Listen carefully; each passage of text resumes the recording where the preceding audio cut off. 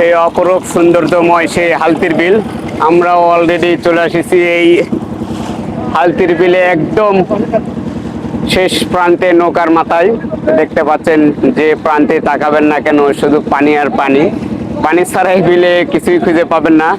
এই বিলের সৌন্দর্যটাই হলো পানি। তা আমরা অলরেডি রওনা দিয়ে দিছি কলাবাড়িয়া 0 পয়েন্ট। দেখুন আমাদের সেই নৌকা, হয়তো আমাদের পিছে আরো নৌকা আছে। আমরাও নৌকাতে ভরপুর পরিমাণ একদম এক নৌকা নিয়ে রওনা দিয়েছি সেই 0 পয়েন্ট। ওয়াও, অসাম, অসৌন্দর্য কিছু বলতেই নেই। এখানে যারাই আসবেন তাদেরকে হয়তো অনেকটাই ভালো লাগবে, কারণ এই প্রকৃতিময় বাংলাদেশ আমাদের সেই দেশ। এই দেশের যে সৌন্দর্য, সোনালীময় সবকিছুই সবুজ প্রাকৃতি। তার এই বিলে সবুজ প্রাকৃতির মাঝেও খুঁজে পাবেন পানির সচ্ছলতা এবং পানির অপর নাম জীবনতে। আপনারাও সেই আসতে পারলে অনেকটাই ভালো লাগবে। তা আপনারাও কর্মজীবন, ব্যস্ত জীবন পাড়ি দিয়ে সামান্য কিছু সময় বের করে আপনারা চলে আসবেন এই শুক্রবার দিন করে এই পাটুল হালতির বিলে। মিনি কক্সবাজার আসলে আপনাদেরকে অনেকটাই ভালো লাগবে।